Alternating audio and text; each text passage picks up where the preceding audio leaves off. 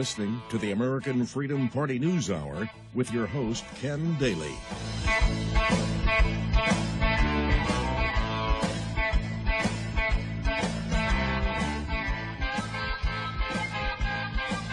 The displacement of Western culture continues unabated around the world. Here are just a couple of the stories that we posted on my website, dailyken.com, in recent days.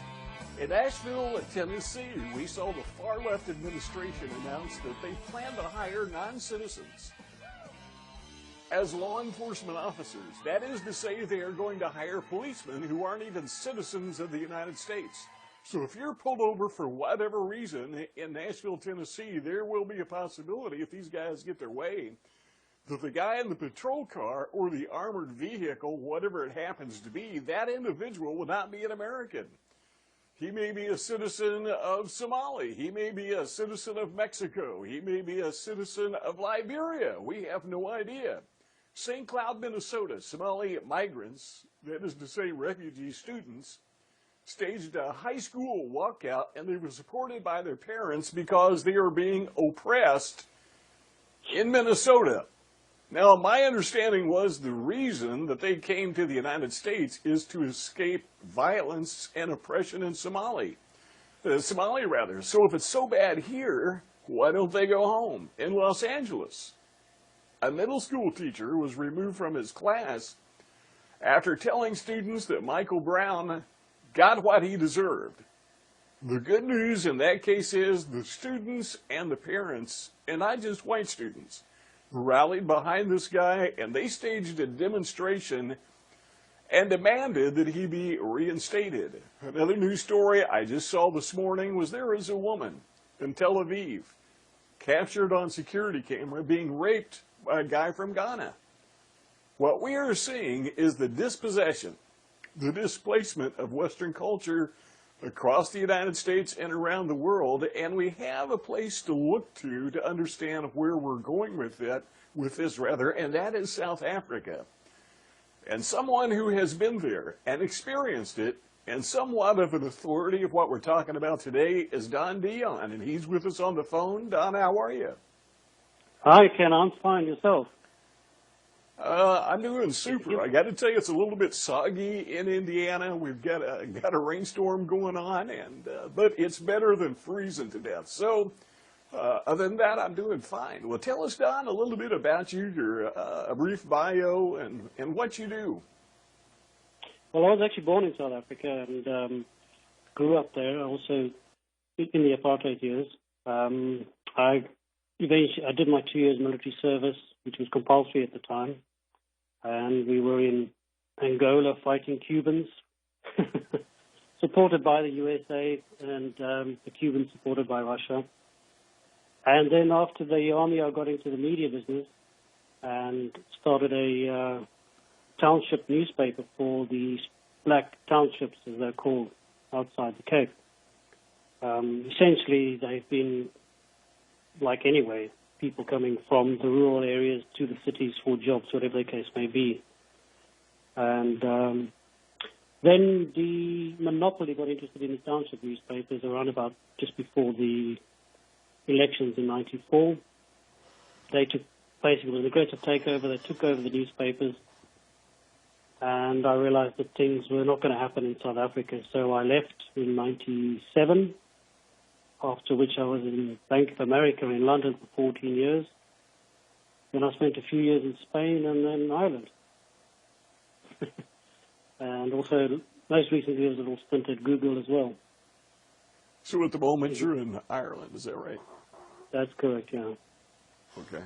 And basically what's happening now is I'm doing whatever I can to help the people back home because things are just going downhill very fast. It's what it is. It's a communist country now, to be honest. So, yeah. The question comes to my mind, Don, is why don't the white South Africans just get up and leave? Why don't they say we've had it? Why don't they migrate to the United States or Britain or Australia? What is it that's holding them back? They can't, for a start.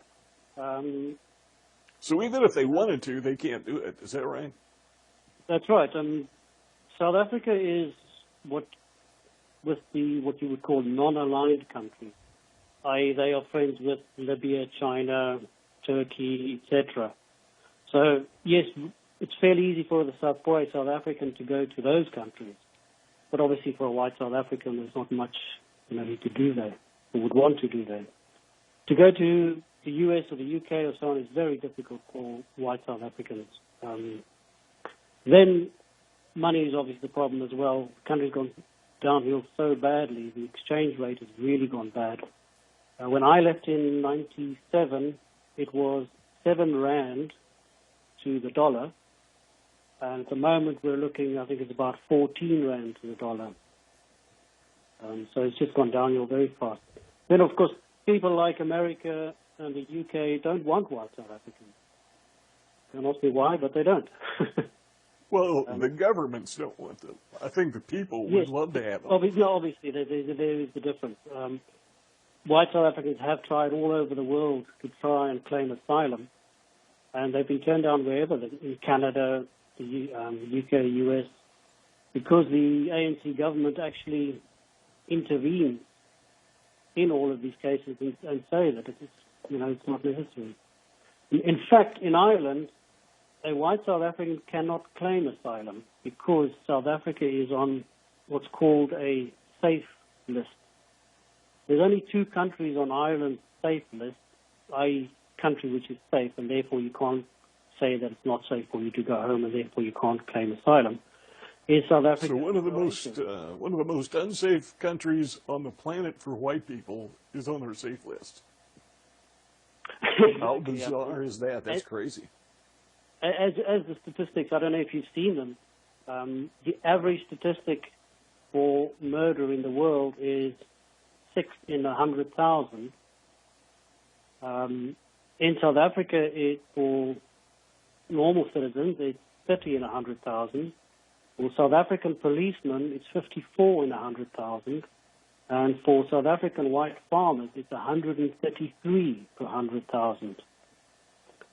Yet, with those statistics, they still claim South Africa to be a safe country.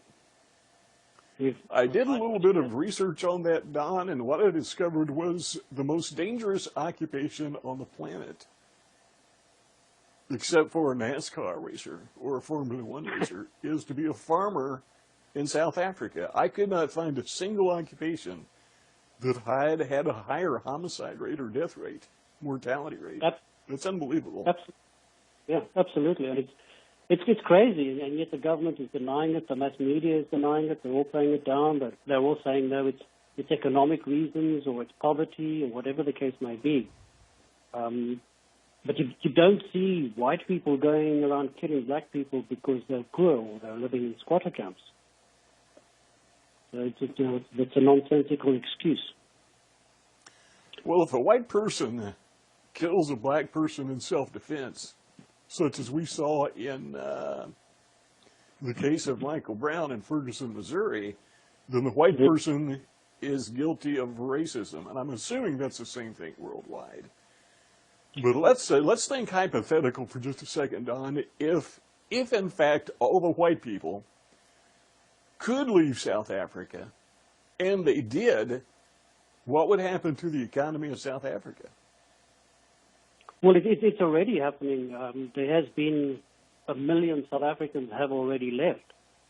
And these are obviously people with the degrees and the qualifications, and those that are actually able to go to other countries because they are highly qualified. So the brain drain's been going on.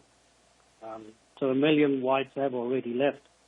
And it's showing as well in the economy. I mean, South Africa is going downhill very fast. They're having rolling blackouts.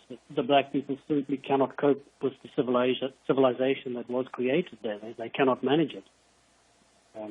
Obviously, they're never going to admit that. There is, today as we speak, they've got blackouts in South Africa, which is like California had at the time, the rolling blackouts, where for 4 hours a day, your electricity gets switched off.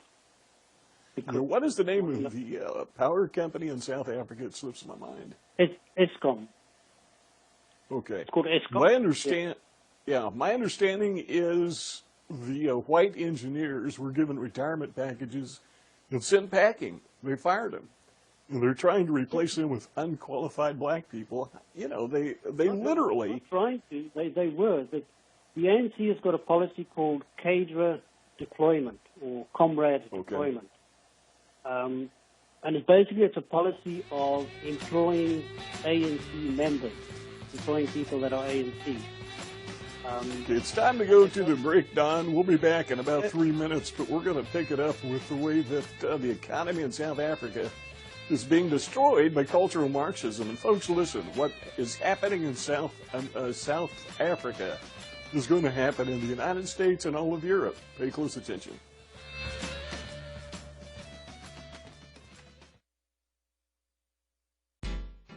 Listen, do you hear that sound? It started low, but it's getting progressively louder. Into a crescendo, even louder. Irresistible, ending in an ear-splitting blast of mass disruption. That's the sound of America's economic and political systems crashing to the ground. But we have a plan. We will be ready to restore political sanity. We will be ready to answer the call of productive America. We will restore America's industrial base and put America back to work. We will shut down political correctness and restore decency and positive media to America. We will save our Constitution, our traditional way of life, our customs, and religion. We will restore sound money and crush the debt-based system of monetary slavery. And we will end America's foreign misadventures. We are the American Freedom Party, and we have a plan. Learn more about us, the American Freedom Party.us.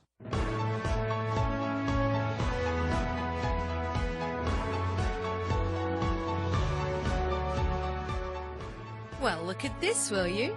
DailyKenn.com reports news even conservatives won't touch. DailyKenn.com has insightful commentary. DailyKenn.com even has a touch of humour. DailyKenn.com doesn't try to be politically correct. DailyKenn.com works hard to find stories ignored by the mainstream media. News the other guys won't touch, insightful commentary, a tad of humour, not politically correct, stories ignored by the mainstream media. DailyKenn.com.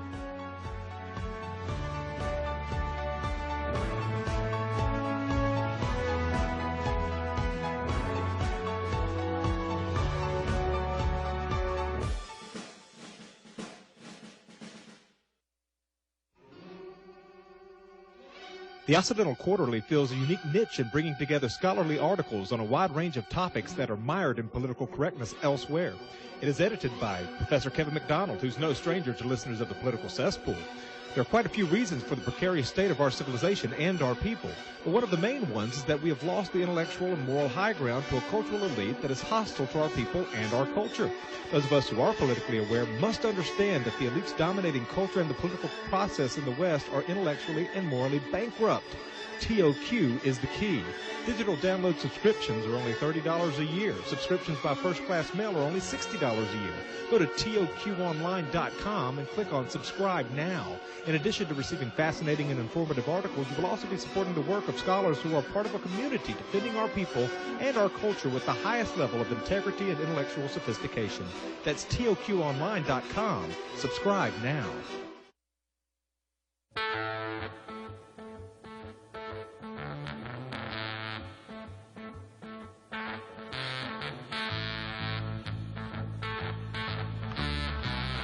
You're listening to the American Freedom Party News Hour with your host, Ken Daly.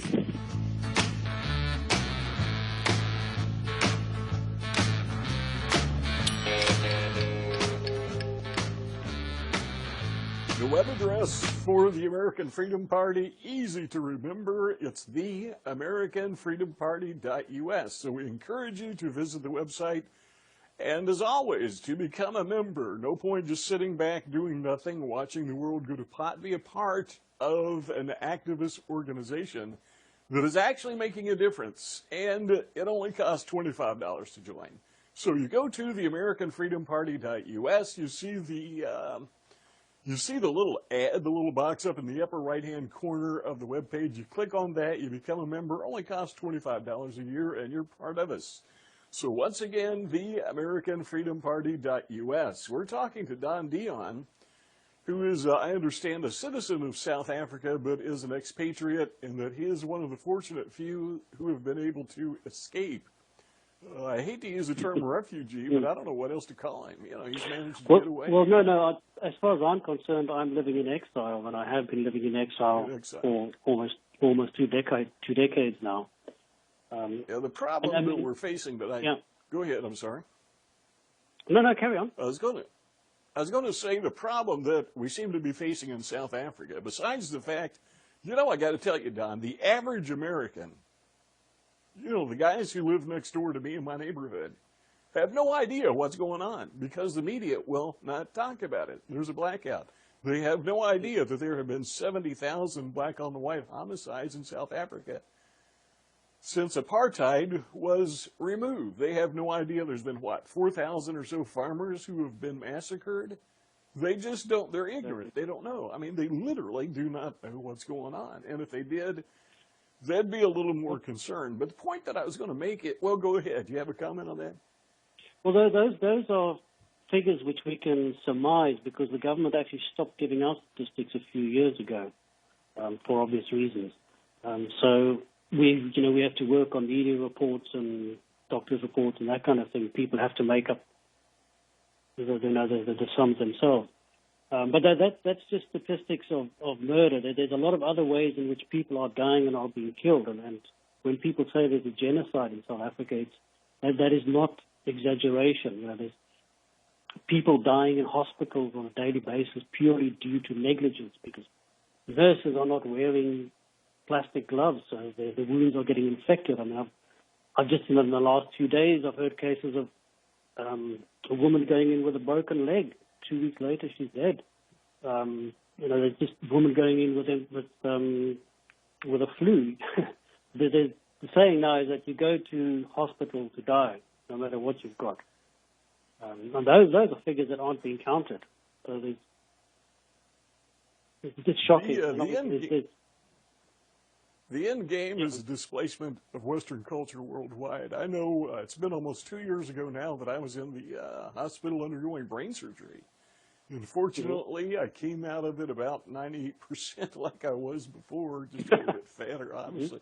But the only problem I had in the hospital was a nurse who was from Somalia, a male nurse. And he obviously hated white people.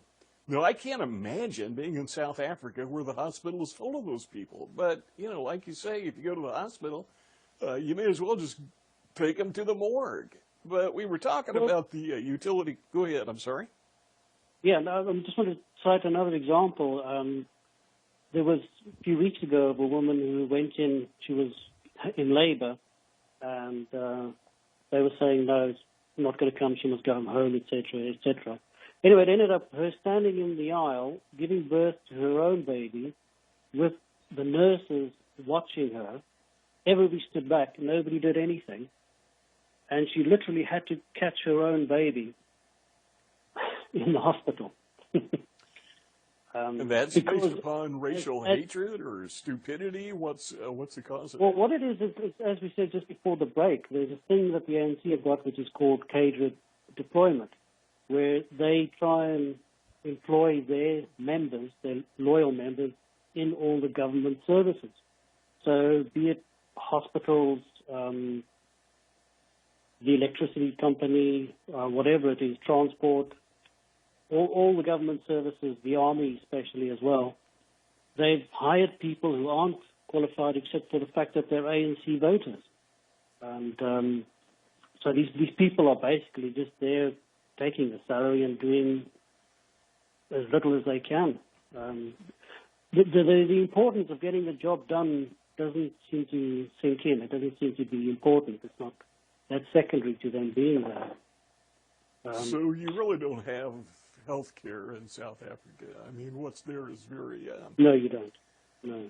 You do have private health care, which obviously all the ANC MPs, etc., themselves avail themselves to. South Africa does have a very good private health care system, but that's obviously very expensive. So you have to be wealthy to participate. Yeah. Exactly, and South Africa has always had a very good healthcare system on the private side. I don't know, as you know, right in the 60s, Dr. Chris Barner did the first heart surgery. So it is very good, and they've always had a very good reputation. But that's not important to the ANC. To Africa, that's not important. That is Western technology. The problem that I harp on continuously on my website, on this radio show, is the fact that virtually all technology that we enjoy worldwide is the innovation of white people. We're not allowed to say that, obviously, because it's politically incorrect, and we will instantly be labeled a racist or a white supremacist. But the fact of the matter is, the utility company in South Africa is suffering. Well, white people invented the light bulb. We invented the electrical grid. Everything they enjoy throughout Africa, sub-Saharan Africa, is Western technology. And quite frankly, folks, these people literally don't know how to turn on the lights. And when white people are gone, it's going to hurt black people. What do you think? It is hurting black people. We've had a lot of black people already saying it was better under apartheid. Well, I read a poll recently that said 60% of South Africans, which would obviously include a lot of blacks, thought they lived better under apartheid than they live under Zuma or whoever, Mandela or whoever's been president since then. It's just not good for anybody. Because this media blackout that you were speaking of earlier, that goes way back to even during the apartheid days. There's many things that apartheid did that the Western world weren't told. I mean, the apartheid government spent more money on raising the lifestyle and quality of life of black people than even the United Nations did. Well, let's take a moment. We're going to have to go to break in maybe 2 minutes, but let's back up, Don, and let's talk a little bit about the history of South Africa and how we got to where we are. My understanding is that the geography that we call South Africa, when the Dutch and the English arrived, and my history is a little bit foggy, so you're going to have to help me out here. But basically, there just weren't that many sub-Saharan Africans living there. It was like it was open territory. And after, and correct me if I'm wrong, but after Europeans developed civilization, they were converged upon by migrants from the north. Is that correct or not? Yes, the migrants from the north, which are called the Bantu, those are the actual black people.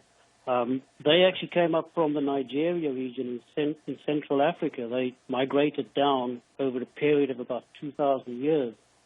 In fact, they started their migration 2,000 years ago when they got the agricultural technology from the Egyptians and also the Iron Age technology from the Egyptians. This created their population to explode, and basically they moved south, killing everything in their way. And okay, music is playing, Don. Sorry to interrupt you, but we're going to have to go to another break, and this is fascinating. We will be back in 3 minutes.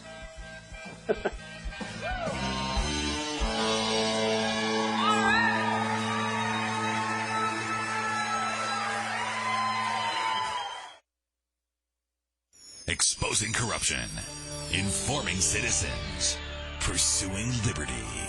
You're listening to Liberty News Radio. Has your dancing and romancing done gone away? Are you moaning and a-groaning from the stresses of the day? Are you reeling and a-peeling because a headache's on the way? Well, relax for just a moment. Stress relief is on the way. Of what am I speaking, you ask? The essential oils of long historic use, the wisdom of the ages, the health care of the ancients, frankincense, myrrh, hyssop, and hundreds of others too numerous to mention. What could be more appealing? Do you know that Young Living Essential Oils is an element of life that makes them extremely effective in body rejuvenation? This element is called vibration, and it works with body systems, not against them. The professionals at Divine Living Oils have tested and been so impressed with this product that we are using them to help others. And who are we? We are health professionals with many years' experience. Trust us, we have seen the good, the bad, and the ugly. Our motto? Because we care about you. Do your health and spirit a great favor. Call us at 304-542-4226. That's 304-542-4226. Again, that's 304-542-4226. Many of you have heard me talk about my Vigor score. You say, Sam, what on earth is all this Vigor stuff about? Well, Vigor is defined as zest for life, your strength in body and mind, your energy levels. It's kind of all wrapped into a term called vigor. Would you like to improve your vigor score? Well, you got to first take the free test. Get a hold of Kurt, C-U-R-T, at libertyroundtable.com or call Kurt Cosby at 801-669-2211. I took the test, got a 13 out of 32. Horrible, huh? But I worked on it with Kurt with some natural help and healing, and before you know it, now I've got an astounding 29 out of 32 on the vigor score. Can you tell by the way I talk? Oh, yes, my zest for life has never been better. Get a hold of Kurt Cosby. That's 801-669-2211. And take your free vigor test today, and you can learn where you stand. And then you can work on improving it and take the test again. And, compare the results. You will be delighted. Get a hold of Kurt Cosby. Kurt, C-U-R-T, at libertyroundtable.com or 801-669-2211 for your free vigor score test today. Scott Bradley here. Most Americans are painfully aware that the nation is on the wrong track and in dire straits. Unfortunately, most political pundits only nibble around the edges when they claim to address the issues. Even worse, many of the so-called solutions are simply rewarmed servings of what got us into the mess we currently face. And the politicians think we're so gullible and naive that we'll buy their lies that they have reformed and now understand where they led us astray. Unfortunately, the truth of the matter is that they simply wish to continue to hold power. The solution to America's challenges is found in returning to the timeless principles found in the United States Constitution. My book and lecture series will reawaken in Americans an understanding and love of the principles which made this nation the freest, most prosperous, happiest, and most respected nation on earth. Visit topreservethenation.com and order my book and lectures to begin the restoration of this great nation.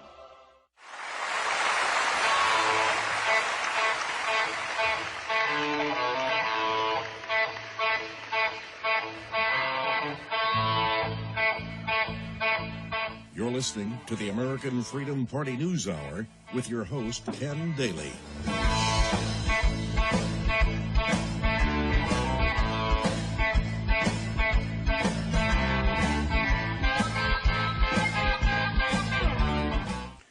My website is dailyken.com. That's spelled with two N's. Be sure you give a few minutes of your time to take a look at the articles we have on that website. And the reason is, folks, we are giving you news you're just simply not going to find anywhere else. Most of the news items are from local media. There should be national news, but the national media, even the conservative so-called national media, will not touch these stories because they are politically incorrect. And it bothers me greatly. The so-called conservative websites, alternate media, are terrified of reporting racist crime. They just won't touch it. Well, we fill that void. We do talk about those things. We're not racist. We're not supremacist. We're just honest. We're telling the truth. And if you like what you're hearing on the radio at this very moment, if you look at my website, there's a link up at the top. It says Radio 24/7. Click on that link and you will hear Liberty News Radio all the time. So what you're listening to now, you can listen to every day, all day long. We're talking to Don Deon, who is an expatriate from South Africa, and he's giving us some tremendous insights. What's going on there, where genocide is a reality. Now, I got to tell you, we don't detect genocide in the United States, but it is there. The media is covering it up, but if you open your eyes and look at it, you can see where Western culture is being destroyed in the United States, throughout Europe, and Australia, and believe me, it's going to come to Russia before too long in Eastern Europe. It's a part of reality. What makes South Africa different is the genocide there is advanced, kind of like Zimbabwe. It is more devastating there than it is here, but that's a harbinger rather. That's our future. We're looking forward to it. Well, Don, what I want to know is, what was South Africa like the moment the first white guy stepped on South African soil? What would he have seen when he first got there? Well, he just saw beauty in nature, not much else. Did he see a lot of black Africans, or what? You know, what was the population like? Not a single one. No, not a single one. They only met the first black Africans, or the Bantu as we would call them, halfway up near the Fish River is where it's called. There There were the Khoisan or Bushman people, but they were nomads and they were obviously traveling all over the place, hunter-gatherers. But yeah, generally there was no settlement. In the southwestern point of Africa, there was no settlement, and that is the main thing. So the story that I was going to say the story that Europeans displaced black Africans is simply not true. Is that correct? It's a lie. It's once again, like most other things, it's just a blatant lie that's been repeated so often that it seems like the truth. Well, what is the truth? The white people settled it and blacks displaced white people. Is that right? Well, no. The Africans, the Bantu were migrating southward, and then the settlers came in, as they're called, the whites, and they were moving northwards and eastwards. And they basically met at the Fish River. Now, there's fundamental reasons why the blacks didn't go any further south. Firstly, they were herders. Their cattle needed grass. And once you cross over the Fish River, there's no more grass for the cattle. So they had no interest in going any further south anyway. Secondly, in the inland region up on the plateau, it's too cold in the winter for primitive people to live. They didn't have the technology to live there, so that whole area was completely deserted. And that is the area that the Boers moved into. But you've got to ask yourself, what is the definition? Even if we have to look at America, everybody says, yes, the Native Americans own the whole continent. But do they? If my great-great-grandfather crossed a piece of land once every 10 years on a hunting trip, does that mean he owns all that land? You know, what is the definition? And basically, well, it depends. If you were to talk to a left-winger today, they would say, we believe in open borders. And I don't know what left-wing means. And I know in some parts of the world, liberal means something very different than it does here. But today, the left wing would say, open borders, let the Hispanics come in. Nobody owns the land. But when the original settlers came to the United States, they would take the opposite position, that this belonged to the natives and we were invading. So my guess is that's the same argument they're making in South Africa. That's the thing. In South Africa at the moment, the Republic of South Africa has got 11 official languages. Now, just think about that for a minute. 11 official languages, and that excludes the Khoisan language, which is the indigenous people that were there right in the beginning. How is any government going to cope with servicing 11 languages? Well, it destroys the culture. Sorry? I said it destroys the culture. When I was growing up... Absolutely. And that when I was right there... Yeah? Go ahead, I'm sorry.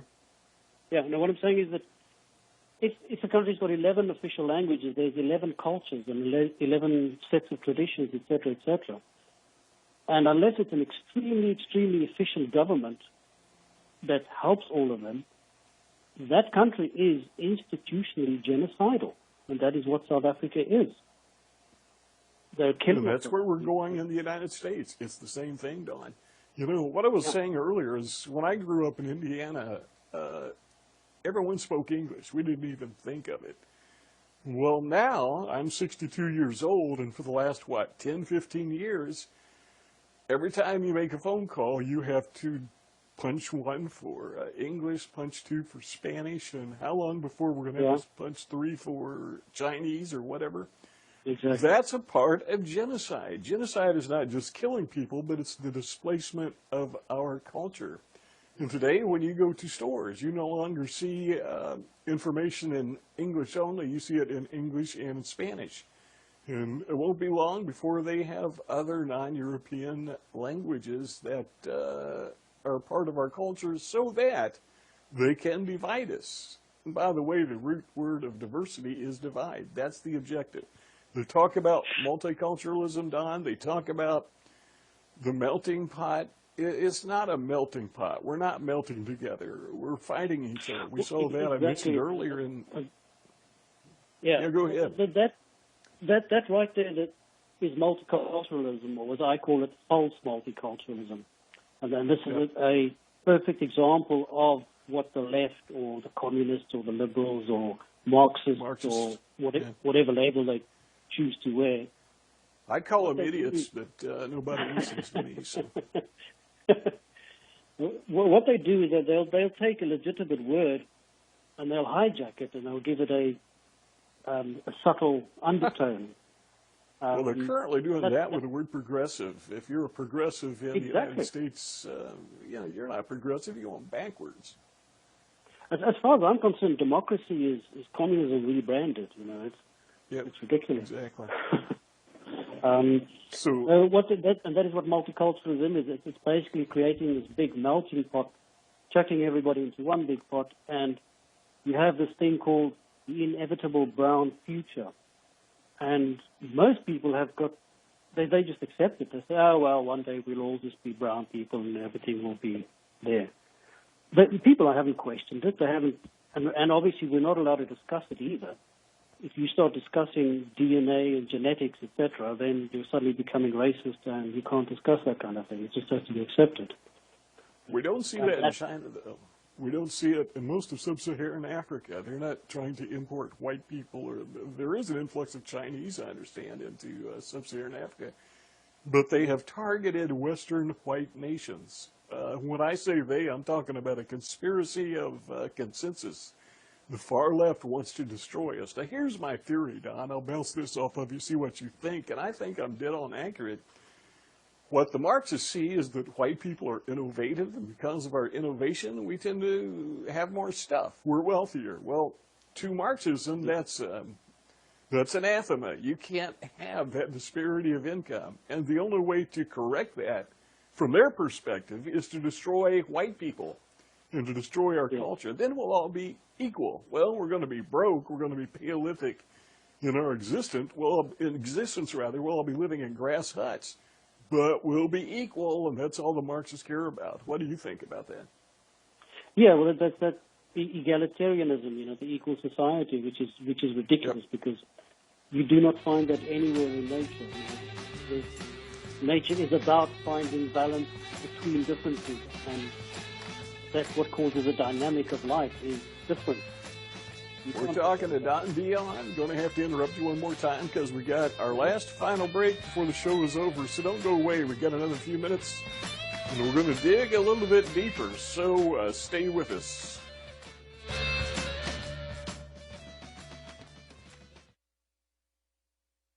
Are you worried about America? Do you fear the power of the Obama brigades to take away your rights? The Obama presidency is the most radical left-wing administration in American history. Our constitutional liberties are in danger. What can you do?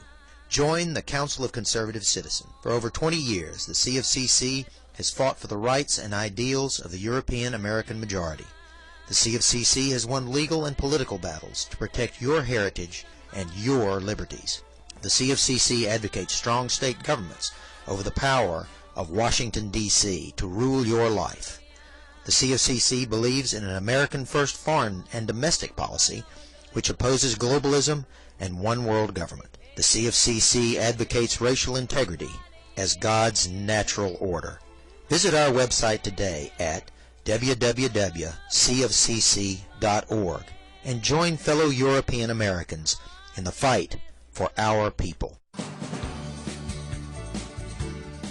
Each week, the Political Cesspool, known worldwide as the South's foremost populist conservative radio program, hits the airwaves to bring you the other side of the news and to report on events which are vital to your welfare but are hushed up or distorted by the mainstream media.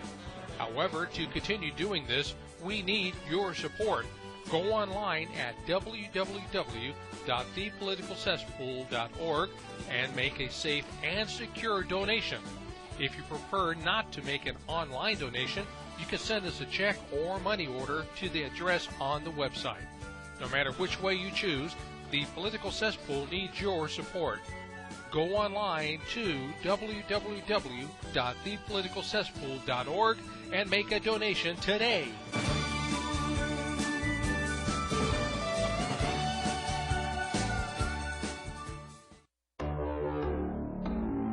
Hello everyone, James Edwards here. Are you sick and tired of liberals and race hustlers and the media calling you a racist just because you oppose Obama's policies? Well, my friend, those days are over. After you read Racism Schmacism, you'll never again fear being called the R word. I invite you to discover why every conservative in America needs a copy of my explosive new book. Racism Schmacism has received much critical acclaim and will equip you with the key to unlock their socio-political nuclear bomb once and for all. Order your copy today by visiting the official website of the Political Cesspool radio program, thepoliticalcesspool.org.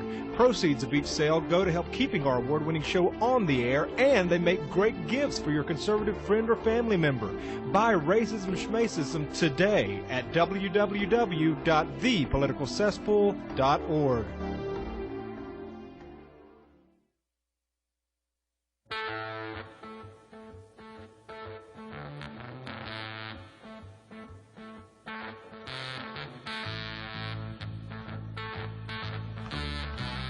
You're listening to the American Freedom Party News Hour with your host, Ken Daly.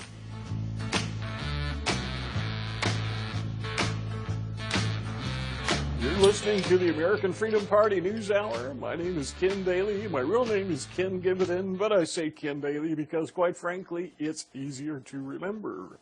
We're broadcasting on the LibertyNewsRadio.com radio network, and it's live 24/7. I said this earlier, but if you want to access radio 24/7 that bypasses the cultural Marxist, mainstream Marxist media, just go to my website, dailyken.com. It says radio 24/7 at the top. Click on it, and you're instantly linked to Liberty News Radio. So you can hear good stuff 24/7 all the time. You don't have to be tied down to the extreme far left-wing media and try to figure out what's going on. You can have the real news straight up from LibertyNewsRadio.com and DailyKen.com. We're talking to Don Deon. Man, what a great conversation we're having, Don. It's such a pleasure to have you on. But you know, I'm wondering, what's the if you were a physician and you were going to write a prescription for South Africa, this is what you need to do. What would that prescription be? What can white people do to get out of this mess?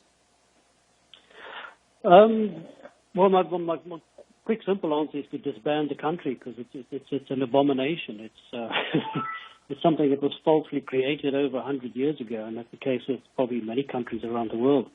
So, as I said previously, to have 11 languages in one country is institutionally genocidal. You need to split it up. And that is actually what apartheid was trying to do. They were trying to build up each independent nation in their own traditional areas where they used to grow up. Unfortunately, the Russians or the communists got involved, and that whole thing went sideways. So, absolutely, the thing about multiculturalism is that it's mixing things together to end up with something brown, whereas true multiculturalism... Sorry? I was going to say, you get the idea that they don't want it to work. They're trying to destroy it. Absolutely. No, they don't want it to work. Remember, we're talking about behind all of this, there is communist philosophy, there's communist ideology. And the idea behind it is to get rid of boundaries. You want bigger countries, more power in the central government. For example, in Africa, there are 7,000 tribes on the continent of Africa, and that is 2,400 languages on the continent of Africa.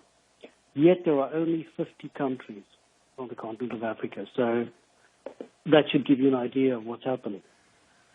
And if the communists have their way, it'll be one big nation, and they will be in control of it, and everybody will be equal. They already do. The communist South Africa was the last country to fall to communism in Africa. Whenever a leader is elected in Africa, he gets flown to London to have a course in Marxism. It's absolutely, people always say, the communist threat, ha ha ha, it's a joke. The communists died in the 60s, and that's not the case. And when the Berlin Wall fell in 89, that was the start of the subtle war against the West. It wasn't the end of communism, not by a long shot. It's just gone underground. It's still there and more intense than ever, and we've got to be aware of it because you can't fight something that absolutely. People really need to educate themselves. And if I look at the American example of the last elections, the reason why Obama won is every single black person went and voted. If there was an auntie on the other side of town, he would drive there, take her to the voting booth, get her to vote.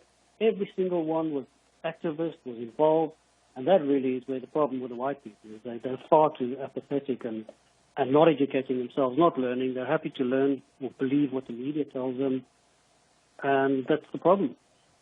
Well, normalcy bias. We don't see the problem in our face, and we pretend it's not there. Now, by the way, you may not know this, but in the United States, every presidential election since 1976, white people have voted for Republicans. They have never, ever voted for a liberal Democrat since 1976, and that's what, nearly 40 years ago?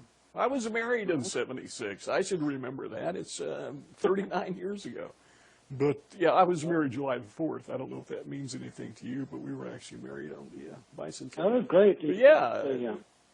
Nice. I should not ever forget my anniversary because of that. So they're taking over. This whole idea of creating a brown world population is in reality creating a Marxist population. And I've said this before, and I'll let you comment on it, but their objective is to create a Paleolithic society where we don't have the technology. They don't care about our well-being. They care about equality, because that is the equivalence of morality to a Marxist, is nobody can be ahead of anyone else, except, of course, for them, like in North Korea, where you got one fat guy in the whole country, and he's in charge. So that's what we're up against. But just let me say it again before I turn it back over to you, Don, so that our American audience and our European audience picks up on this. What we see happening today in South Africa is our future. That is the direction we're heading. And it's not racist to acknowledge reality. It's just being a realist. So, Don, what are your thoughts on all that? Well, what they're looking for is a dumbed-down citizen. They don't want clever people.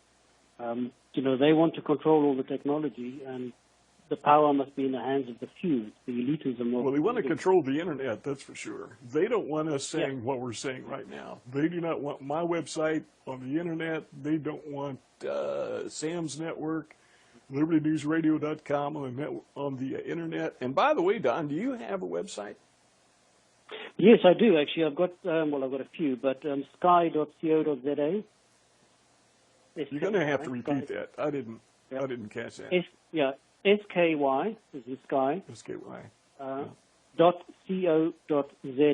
That's the South African domain extension. Oh, okay.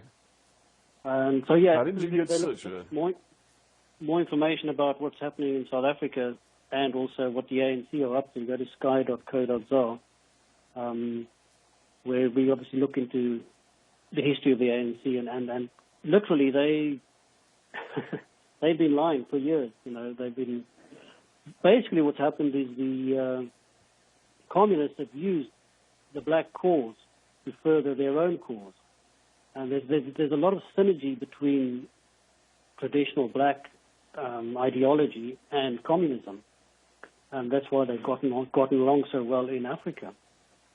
Obviously, that doesn't bode very well for civilization, and there's a saying in South Africa which is very, very controversial.